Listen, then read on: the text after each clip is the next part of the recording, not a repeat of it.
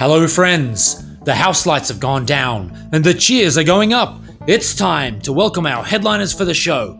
They've restrung their guitars, finished their vocal warm-ups, and with a final check of the set list, a high five, and a prayer of thanks to God above for the simple joys of rock and roll, they are ready to take the stage. Would you please make very welcome the lead singers of this supersonic podcast, Mr. Adrian Wauchope and Mr. Leon Loreaux. Gentlemen, what musical jousts, what sonic thought experiments have you prepared for us today? Leon, this year I stubbed my toe. And you know when you stub your toe and as soon as you stub your toe, every time you walk after that, you kick the same toe. Oh, yeah.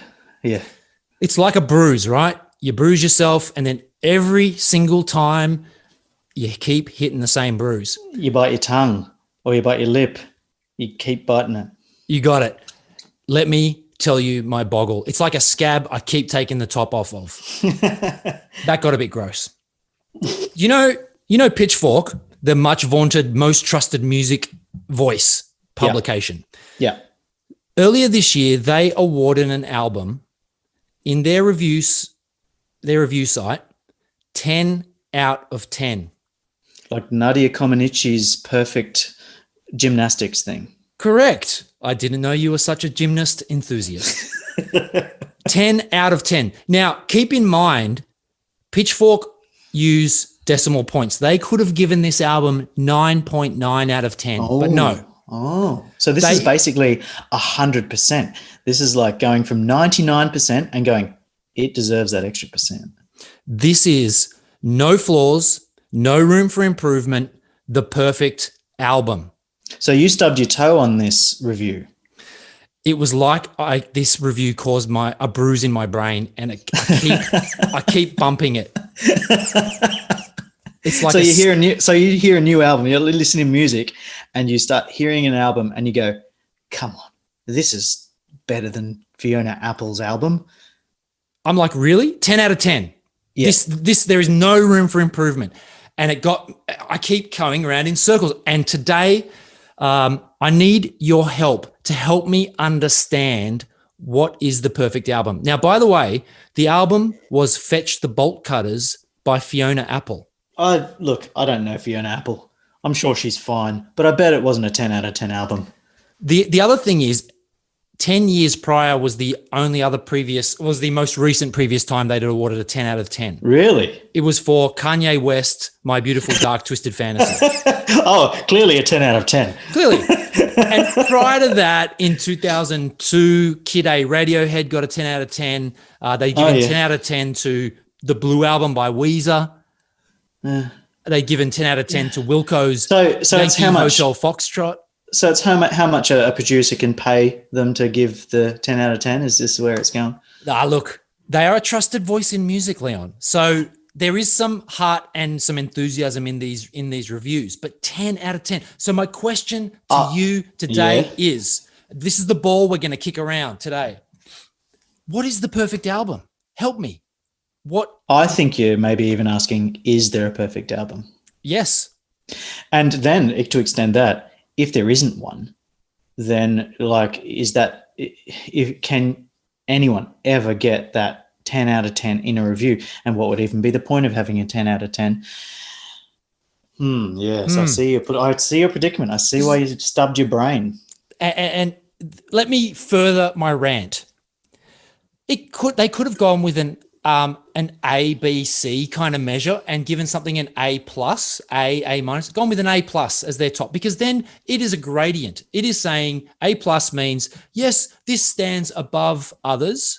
This is a much celebrated, successful album. It deserves an A plus. They have achieved something special here.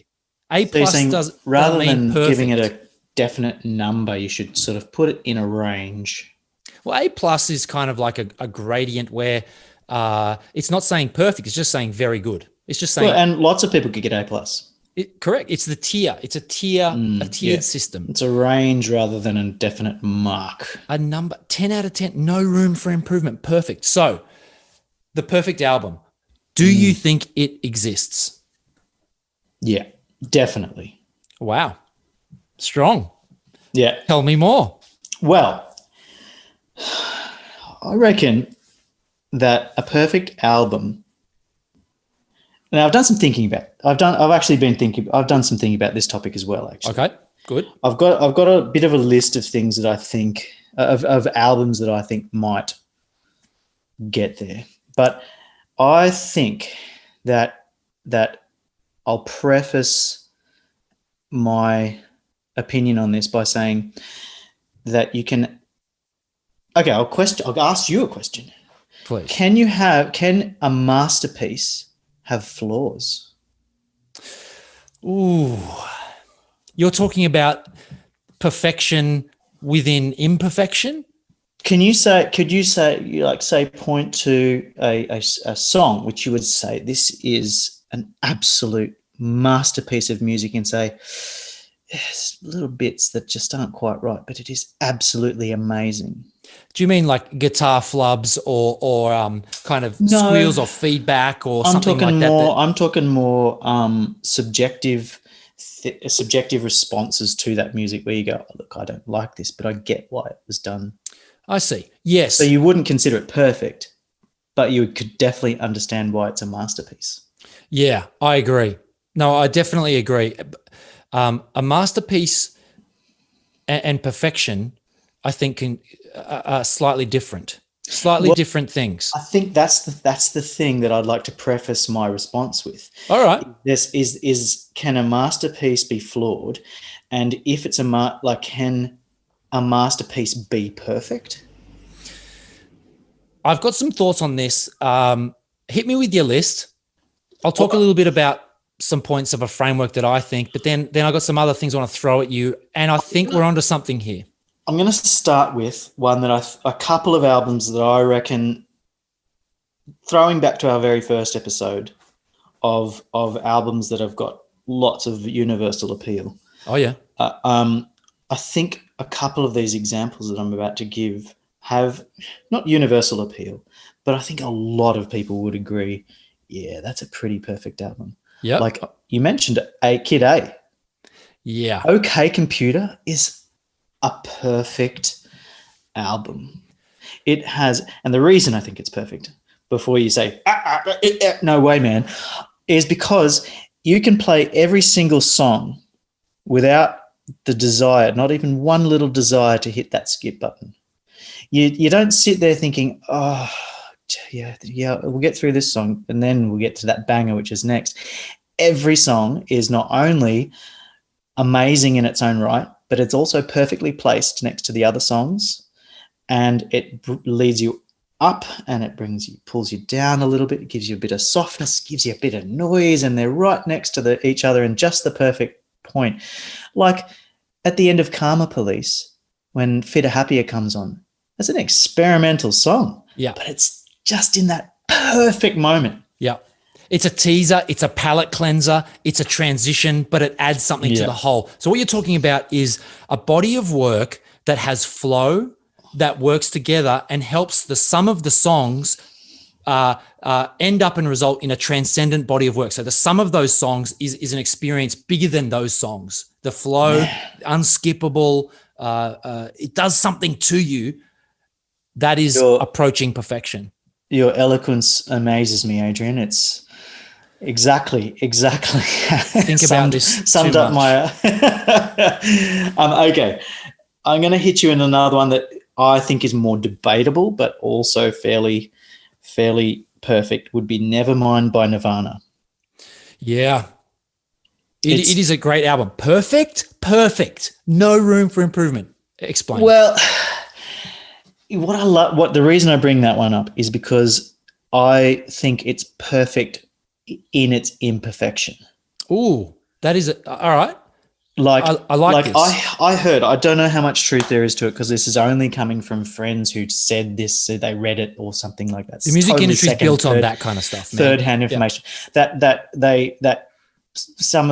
They'd forgotten guitars and things like that. They had to go down to the local store and buy some guitars secondhand, and then they kept going out of tune. And apparently, you can hear guitars going slowly out of tune within songs, and it's that level of that level of spontaneity that I think sums up that era so well. Yeah. And also is just that perfect expression of the time and the feeling and the everything about it. And again, it's no song is skippable for me. I Every agree. single song has its right place. And and there are other Nirvana albums I go, I don't care so much to this song, but not that album. There's just something about it. I agree. Couple of points on that is Bleach. They made the album that preceded this, Bleach, on like $500. It was a cheap, ready, quick, get it done, and it is a great record. I believe what you're saying. I don't know if it's true, but I believe it. That the other thing is that it's a body of work. It's a snapshot of time. It's a recording of a moment that captures culture, both personal and the zeitgeist in a macro sense. So Nirvana captures this big sense of alternative, of rising up against the man and wanting just to you're unsure about the future. Here we are now, entertain us, and all this kind of kid feeling, even teenage rage. Some aspect to that is that lyrically, there's a lot of there's a lot of emptiness to it. So a lot of it's like I don't care if this means anything. It doesn't matter. No, just make something that sounds rad. That's the thing. And a lot of it comes from just that punk art aesthetic. So Kurt Cobain and his mates just wanted to make some noise, make some art, be punk, have some fun. Totally. So on that smaller sense, so that's where they went, no man, let's just go get some guitars. Let's just make some noise and have some fun. And it's perfect in that. And I think on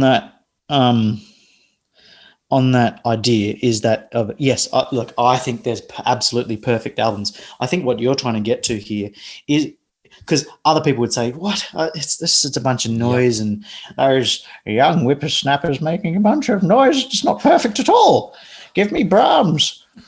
Something like that. Some people would think that it's not perfect and disagree. But I think what you're trying to drive at is, does everybody have their conception of a perfect album, or could potentially somebody go, yes, this is perfect in a fairly objective way based on their own taste? Yeah. And here's the key thing I think we need to make here. The key point we need to make here is that there is a subjectivity and an objectivity, and they're two separate things. So objectively, is an album perfect? No. I don't think an album can ever be objectively perfect, whatever the hell that means. But subjectively, for you, in a time and space, at an age and stage, it can speak to you, it can change you, it can impact you. Yeah. And that is perfect at that moment. Music is an art. And there is no such thing as perfection when you're talking about art. You just, I'm a painter and I draw, I'm an artist. And I've been doing it for 23 years, and you never stop getting better. You never stop getting better. So I think that's part of objective good in art is there is no such thing. Yeah. There's no such thing as objectively perfect. How do you evaluate art or perfection or good art? What? It's very hard. I think it's a thing that I often come back to with evaluating anything. It's all about context. Yeah. It's all about context. Like you can take a pure piece of abstraction by an artist named Yves Klein, which he just paints this plain blue canvas, and it's just totally blue. There's no image on there, nothing like that. And to somebody who doesn't understand that work in the context of his oeuvre, then you go, what the hell is it? I don't understand it. It's just a blue canvas. You've just gotten a big fat roller and painted it blue. I love his work. I love it. But a lot of people wouldn't necessarily love it. But I think knowing that just something painted plain blue is good is based on his context, the context of his when he was working and the context of the rest of his work. Yeah, I think that is a powerful way to evaluate art.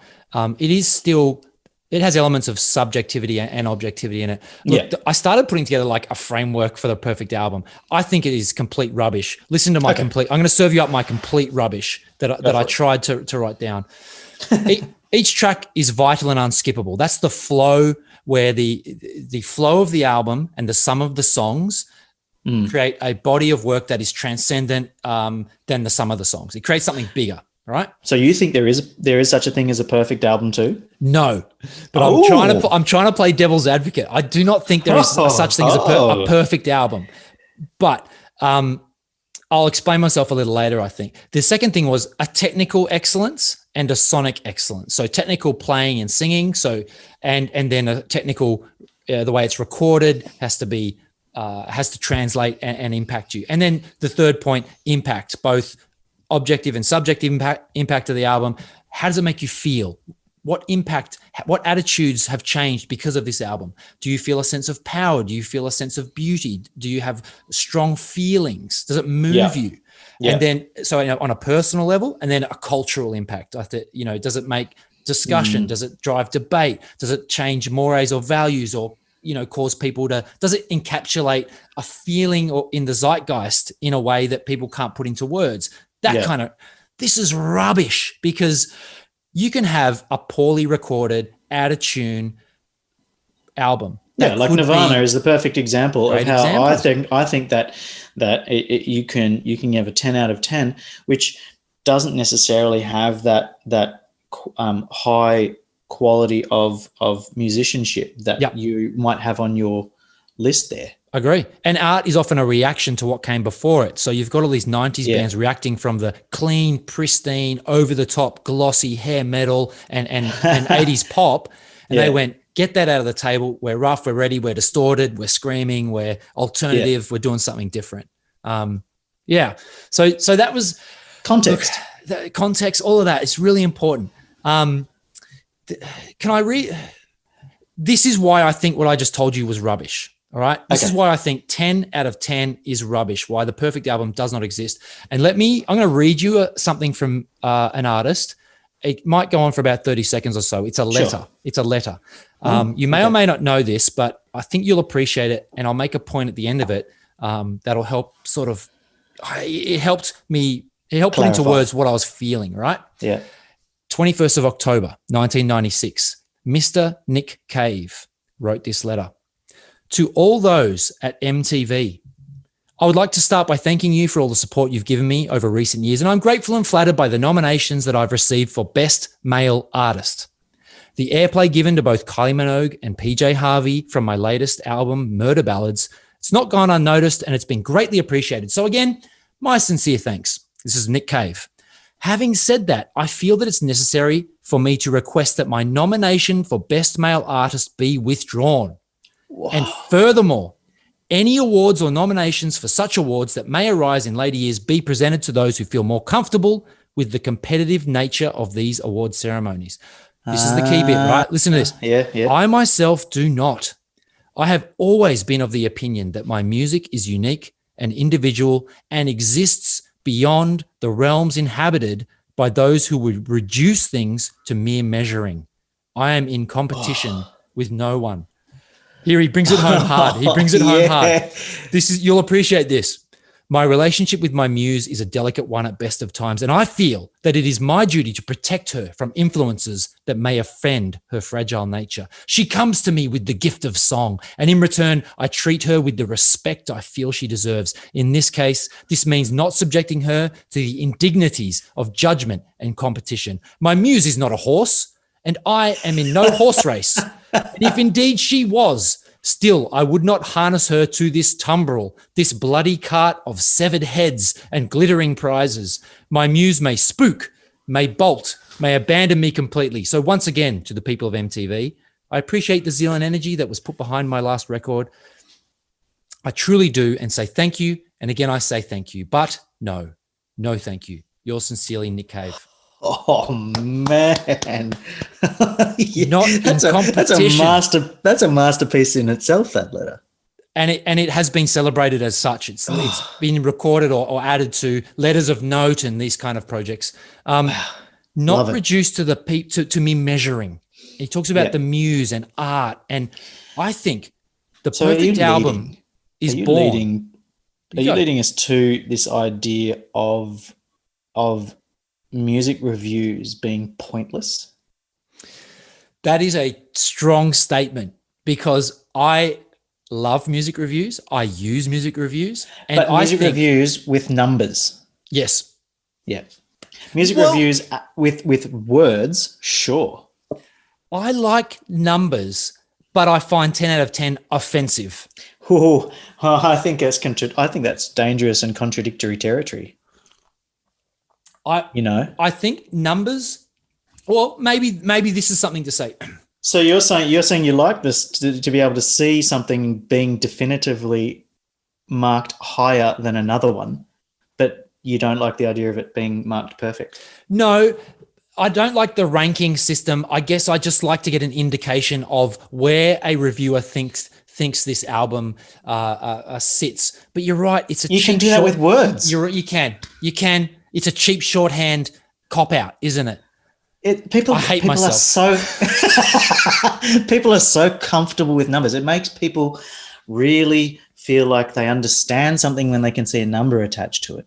Pitchfork gave it 9.1. It must be good, rather than reading the in-depth nuance of this reviewer's critique. Or having a listen yourself. Discounting it because it got a 6 or something and going, I'll never listen to that then. That's true. That is absolutely true. Discounting works of art because someone else has said 6 out of 10, average, rubbish. And we just talked about how subjective art is and how subjective albums are in a context, in a time, in a frame. Oh, my God. This is good stuff. So let me just, it gets me a little bit fired up too. Because I teach and the idea of giving, and I teach art. And so giving a number to a person's work is offensive to me. But I have to do it. I have to. It's part of my job and I hate it. I guess then if you provide context and words, so the words become the priority rather than 10, 9, 91%, go and work it out for yourself. That sucks. Yeah. Words is my favorite part of my job, but numbers is not. And numbers are useful, but not for subjective art, not for music. But having said that, I also think there is such thing as a perfect album, but it's perfect for me. Yeah. Yeah, I agree. Absolutely acknowledge. I won't get cross if somebody says that's not a perfect album. I'll go, oh, why not? And that's where the magic happens because somebody can then explain, oh, look, this song, it doesn't speak to me. It feels like fluff or something, whatever they think. Like, okay, that leads me actually into what I'd also like to talk about when I brought up at the start. Masterpieces that are flawed.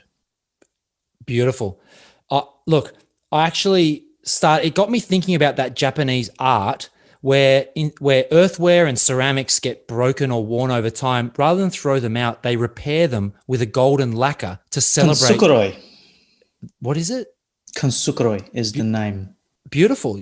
So you're familiar with this? I just thought it's a Japanese way of repair. It's repairing, but also exhibiting the flaws as part of the idea and part of the history of the object. And that creates a statement in itself to be celebrated and all of that. Is that? And they fix it with gold too, and so the cracks become actually in some ways more important than the object.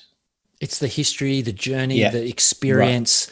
Right. I love it. The depth of that object. That's great. It kind of then. I, for example, my first thought when I was thinking, perfect albums, I thought, Anima by Tool. And then I thought, hang on a second, there's a bunch of songs that I'd just love to skip through that.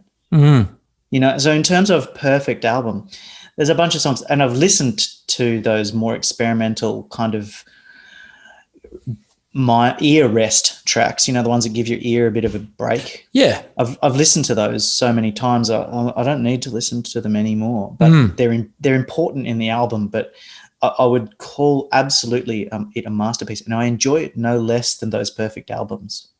It's just that I would consider some of those here's another example, Jeff Buckley's Grace. Oh.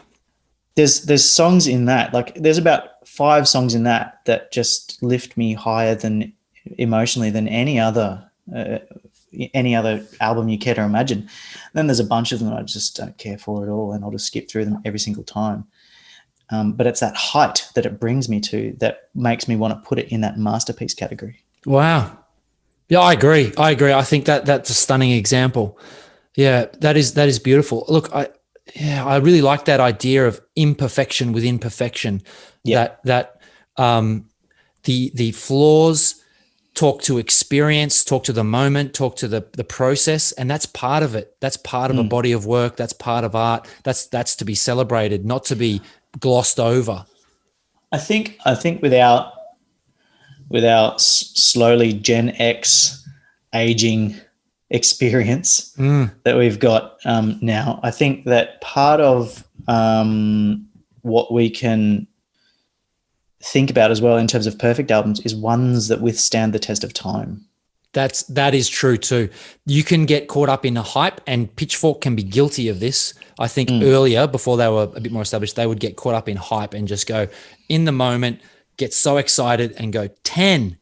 But then down the track they go, oh man, that probably did a disservice to that album. Or ones that didn't quite get to that 10 that may have been more deserving. If it's gonna be that competitive spirit that is actually quite damaging to the muse. Yeah, interesting. Look, and I guess as we draw to sort of a close here, Pitchfork, I read some stuff about journalists and reviewers in Pitchfork who have given 10s, and they said, look, they all kind of acknowledged that the idea of a scale is absurd.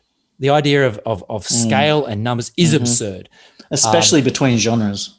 Especially between genres and reviewers and experience. But what it really speaks to, it's a personal evaluation of quality in the moment. So it's personal and it's in the moment. So it's super subjective, and I think appropriate for that time. It's great. It's provocative to give 10. It generates clicks and likes and talkability, and that's cool as well. But I think in sort of getting to that point of, does the perfect album exist? My response would be yes, subjectively, personally, in a moment of time and space, an album can be perfect. It can be transcendent. It can be revolutionary and powerfully impacting and soul shifting for you. But objectively, no, not a chance in hell. Yeah, I agree with you. Absolutely, yes. And I say, does the perfect album exist? And I, within saying that, absolutely acknowledge that the perfect album exists for me. Yeah. And it might not even exist. It might not even be a perfect album for me in 20 years. Yeah. Yeah, that's a really good point. Yeah, that's a really good point. You know, I think the joy of art is in the personal appreciation and in the debate and discussion and bouncing back and forth with friends and other people. That is the joy of art, right? Whether it's perfect or not, well, you can have the debate, and that is part of the fun of being a music appreciator and an art appreciator. The debate will continue forever. 10 out of 10s might keep coming out. The debate, I reckon we'll be on the escalator, heading up to heaven, talking to people going, did you really think Kid A was 10 out of 10? Oh, I loved Kid A. I hated Kid A. And that will be the joy of a life lived of dealing with art. I reckon, to close this out, hit me up with albums that you think are perfect, and I'll do the same. And we can probably close it out there. What do you think? California by Mr. Bungle. Kid A by Radiohead. And Rage Against the Machine self-titled album. Is This It by The Strokes? Oh, yeah, it's a good one. For me personally as well, Vespertine by Björk is incredible. Wow. Yeah, that's excellent. I think though that also had to do with the time and frame of mind that I was in listening to that one. Yeah. It was just perfect, and it just resonates with me still because of that. I love it. Nirvana Nevermind, we've talked about that. I think is a perfect album for me. Age and Stage, I loved it. Other than that, I don't know. There's more. Yeah. There's more for sure. For sure, there's more. But it's a bit, it gets wobbly after, once you start to getting about the top 5 albums, I think it gets wobbly. So we threw out a request to you guys on our socials and we said, hit us up. What's a perfect album? If one exists, let us know. If you don't think a perfect album exists, why not? And we got some great responses. This one was a great voicemail from Richard. Is there a perfect album? Of course there is. It comes from the perfect band. Think of being stuck on an island for 12 months with no outside contact and one album to listen to just over and over. It's got to be Mothership by Led Zeppelin, a remaster of 24 great songs back in 2007. It has the vocal gymnastics of Robert Plant, the unrivaled dynamic drumming from John Bonham, and the creative genius of Jimmy Page, along with the underlying brilliance of John Paul Jones. With the rawness of such songs as Communication Breakdown, ballads like Since I've Been Loving You, through to the anthem Hold On to Love. This band has such diversity, and it must be said, their music stands the test of time. Very interesting. Led Zeppelin. Yeah. What do you think? Look, Led Zeppelin is up there, definitely. It's interesting, the choice of album too, because it is like a compilation. It's a best of. If I was going to do a Led Zeppelin album, it would be a compilation. You got to have them all. And you're on a desert. Yeah. I like the idea. Richard said, I'm on a desert island. That's all I'm playing. Get them all in there. Good choice. It's a great way to decide if there is such a thing as a perfect album in your mind, that you could happily listen to it forever on a desert island. Great way to enter into the conversation. We also had Mal hit us up, Siamese Dream, Smashing Pumpkins. Oh, yeah. Look, that is my favorite Smashing Pumpkins album. I agree. Yeah, I agree. Got a lot of great memories from that record. It's solid from start to finish, I reckon. Yeah. I wouldn't call it a perfect album, but for me, it's their Good best. choice. What do you think about Benita's choice? Blood, Sugar, Sex, Magic, Red Hot Chili Peppers. I don't know why, but I never got into the Red Hot Chili Peppers. Some of the singles are insane. Yeah, true. Funk, 100%. power, but that's a sprawling double album. Not perfect in my mind, but lots of highs, lots of highs. Yeah, true. I mean, you've got the very next Smashing Pumpkins album is also a sprawling double album. Melancholy and the Infinite Sadness. I think that there's something to a band curating themselves. Little indulgent. And Tim hit us up, Crowded House's album, Together Alone, one of their later albums. I only kind of know their earlier stuff. Crowded House? I don't know much about Crowded House. From what I do know, I would have actually put them into our first podcast with vanilla albums. The beige. Sorry to say. Crowded House are magic, but the singles, are they? Like give me the playlist with all the singles. I'm not deep diving into the records. Leon, I feel healing in my bruised brain, and I feel like I've changed and I've grown, and I feel like I'm in a better place, and I'm not going to have to pick at that scab anymore. I just had to get it out and talk to you about this. So thank you, sir. Thank you. Until next time, guys, hit us up on your socials, Supersonic Chat. What do you think is a perfect album? You can find us on Facebook. You can send us an email at supersonicchat@gmail.com. And until next time, I've been Adrian. And Leon. See you guys.